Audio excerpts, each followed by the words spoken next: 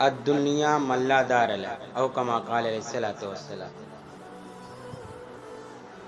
مجھے ابھی جو بات بتانی وہ یہ ہے کہ ہم دنیا میں رہتے ہیں اور دنیا کے کاموں میں اتنا مگن کہ ہم اس دنیا کے جانے کے بعد ہمارے ساتھ کیا معاملہ ہونا ہے، سب سے پہلے ہمارے مرنے کے بعد جن حالات سے گزرنا ہے ان حالات سے بہت بے خبر ہے۔ ایک مرنے والا جب مرتا ہے، انتقال کرتا ہے، تو اسے قبر کے حوالے کر دیا جاتا ہے، کہو دفن کر دیا جاتا ہے، مٹی کے اندر دفن کر دیا جاتا ہے۔ اور قبر کے حالات کیا ہیں، کیا ہوتے ہیں، اس پر یہ تو احادیث مبارکہ بھری پڑی کہ قبر کے حالات کیا ہیں اور قبر میں ایک مردے کو کن کن چیزوں سے واسطہ پڑتا ہے۔ یہی وجہ ہے کہ حضرت عثمان بن عفان رضی اللہ تعالیٰ عنہ جب بھی کسی قبر والے کے پاس سے گزرتے تو زارو قطار روتے، دیکھنے والا دیکھ کر حیران پریشان ہو جاتا کہ اتنا کیوں رو رہے ہیں، جیسے ایک بچہ زارو قطار روتا ہے ماں کے لیے، اسی طرح حضرت عثمان بن عفان رضی اللہ عنہ روتے تھے۔ دیکھنے والا دیکھ کر ترس کھاتا تھا اتنا کیوں رو رہے ہیں، داڑھی مبارک تر ہو جاتی، ایک دم حیران پریشان ہو جاتے۔ ان سے پوچھا گیا کہ آپ کے پاس جنت و جہنم کا ذکر ہوتا ہے تو آپ نہیں روتے، لیکن جب قبر کی بات آتی ہے تو آپ رونے لگتے ہیں۔ انہوں نے جواب دیا کہ حضور صلی اللہ علیہ وسلم نے فرمایا قبر آخرت کے منازل میں سے پہلی منزل ہے، جو اس میں کامیاب ہو گیا اس کے لیے بعد والی منزل بھی آسان ہو جائیں گے، لیکن جو اس میں ناکام ہو گیا اس کے لیے بعد والی منزل بھی زیادہ سخت ہو جائیں گے۔ اور انہی سے روایت ہے حضور صلی اللہ علیہ وسلم نے فرمایا میں نے قبر سے زیادہ سختی اور گھبراہٹ والی جگہ کوئی نہیں دیکھی۔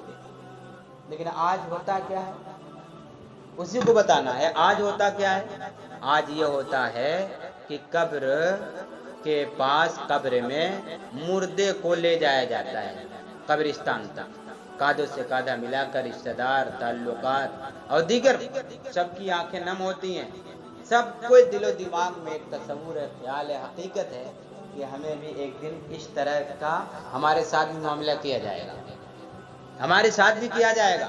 جو سمجھنے والا ہے اسی فکر کے ساتھ چلتا ہے، قدم آگے بڑھاتا ہے۔ بسا اوقات سنتے سوچتے اس کی آنکھ میں بھی آنسو آ جاتے ہیں کہ آج جس مردے پر رویا جا رہا ہے ایک وقت وہ آئے گا کہ ہم پر ہمارے ماں باپ روئیں گے، ہم پر ہمارے رشتہ دار روئیں گے، ہم پر ہمارے تعلقات روئیں گے، ہم پر ہمارے پڑوسی روئیں گے، ہم پر ہمارے جاننے والے پہچاننے والے روئیں گے۔ وہ وقت آئے گا، یہ سنجیدہ آدمی سوچتا ہے۔ لے جائے جاتے ہیں لوگ، نم آنکھوں سے لے جاتے ہیں کندھوں پر، اور قبرستان آ جاتی ہے، قبر میں اس کو لٹانے کے لیے اتر جاتے ہیں 2-3 آدمی، لیکن سخت اور گھبراہٹ کی جگہ ہے، یہ سخت منزل کا موقع ہے، اس میں تو آدمی کا دل ڈر جانا چاہیے۔ لیکن آج حالات کے اعتبار سے آدمی کیا کرے گا، جنازہ چلتے ہوئے ویڈیو کر رہا ہے، رکھتے ہوئے ویڈیو بنا رہا ہے، قبرستان میں اترتے ہوئے ویڈیو بنا رہا ہے، مردے کو سلاتے ہوئے ویڈیو بنا رہا ہے، ارے بات سے تختہ سیٹ کرتے ہوئے ویڈیو بنا رہا ہے، مٹی دیتے ہوئے ویڈیو بنا رہا ہے۔ ان کو ویڈیو بنانے کی فکر ہے، قبر میں کیا حالات آتے ہیں مردے کے ساتھ۔ ابھی پوچھا نا، ابھی سنا نا آپ نے، حضرت عثمان بن عفان رضی اللہ عنہ جب گزرتے تو روتے تھے۔ اللہ کے نبی علیہ الصلوۃ والسلام کا ادھر ارشاد بھی کہ قبر سے زیادہ سختی اور گھبراہٹ والی جگہ کوئی میں نے نہیں دیکھی۔